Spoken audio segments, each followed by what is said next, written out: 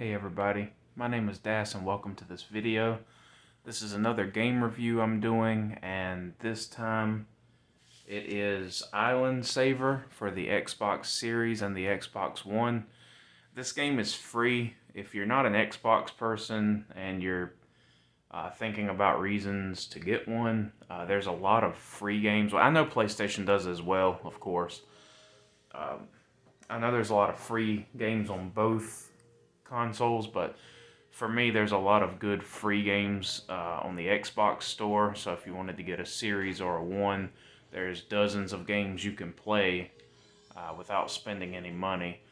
I've beaten one island on this game, and I decided that I could gather enough information from that one island to go ahead and give it a review. So I can't really speak for the DLC or the other two islands, but this TV is a little loud. For me anyway. Turn it down a bit. So yeah, I'm going to get into it like any other game review. It's going to have 10 different categories, and then there's going to be an overall rating. I'm just popping into the game real quick so you guys can have a look while I read off the review. Also, I did get a chance to test out my Xenon. As you can see here, thing works beautifully. It's a really, really nice controller. I know when I unboxed it, I said that I wasn't going to be able to give it a test that day, which apparently some people didn't like, but I have been testing it since the date of that video, and it has worked great. So as you can see, this is like a first-person shooter style game. There's not a whole lot of well, there is shooting involved, but it's not like all combat. Yes, the animals can love you and follow you around. Anyways, basically what you're doing is this is a game where the island is polluted, and so it's basically like a game to teach younger kids about pollution, cleaning up bottles, using your gun to shoot water to like wash off dirty, polluted things. You can fill up at a lake here just by holding in the left trigger, sucking in water, and you can shoot it. I mean, this island is clean, but there will be several instances where like you would need to clean off this tree and things like that. So it's pretty cool. I wanted something kind of easy and nice, like something that's just a good time. When you've played as many games as I have, there's not a lot of quality out there to be found, honestly. Like, I can pay $70 for a game and just be unamused, honestly.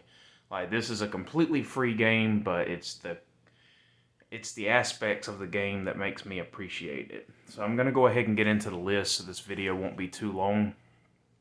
First up is graphics, which you're looking at. I gave it an 8.5. Obviously, it's stylized graphics. Very nice detail everywhere. It's a very colorful game. May not be everybody's cup of tea, so I went with a neutral 8.5, but in my opinion, pretty good looking game. Next, we have gameplay. I gave it a 9. Everything works as it should. The right bumper toggles through your little bottom left part right there. You can pick up things, like for example, I could suck up this fruit and then go over with the right bumper and shoot it out if I wanted to like feed an animal or something, because you can feed your animals. You can save different species of animals. So everything works really good. Everything works as it should. Have never been stuck, never broke the game, never had any glitches. So I consider that to be overall pretty good gameplay. The combat is an 8.5 as well. There's not much combat in this game, but there is combat. There are litter bugs that you can fight, and there's also one big one, like a big boss, like the giant litter bug or whatever. And it's not difficult, but it is fun. You basically just kill them with the water sprayer. It's pretty fun. There's a lot of different things to interact with in the gameplay. Like you can build a bridge here if you earn so many coins. And like you have to wash these things off and clean all the waste around it before they can operate. So that kind of ties into the whole litter situation. Let's see, next is voice acting. There's no actual talking that I know of. It's all just animal noises and like sound effects, and I give that an 8.5. It's pretty solid. All of the animals have like this upbeat tone to them. It's a good time. This game's trying to be a good time, and it succeeds. Next is level design, which I give a 9. There's layers to the game design. Later on in the game, you can get areas like this where you can access with a gorilla, climb up there, and there's a whole nother top level. And you would unlock the gorilla right there. Everything's done on his little arm pad thing. But yeah, you could get the gorilla right there and you could climb up. You can kind of just summon the animals whenever you need them. It's very detailed. There's other things you can do. You got little bit of information about all the animals that are in the game, and there's a store you can go to if you need to buy seeds or if you just want to have fun. The upgrades have not came yet, so I don't know about that. You can manage your money, badges, options, and save. So pretty cool. I mean, it's pretty cool for a free game. Next, we have game length. I'm going to give it a 10. And the reason why it's a perfect 10 on game length is because it's not too short and it's not too long. I finished this first island in just like a couple hours of gameplay, and in my opinion, that's exactly how long I felt like it needed to be. I didn't feel like this needed to be a super long game, and if you want more, you can play the other 2 islands, which is probably 2 or 3 more hours each, so you got about 6 or 7 solid gameplay hours, and that's not counting if you wanted to buy the 2 DLCs. So there's definitely as much length as you want it to have. You can make this game as long as you want it to be. So perfect 10 for me. Difficulty is also a 10. This game tries to be an easy, good time, and that's exactly what it is.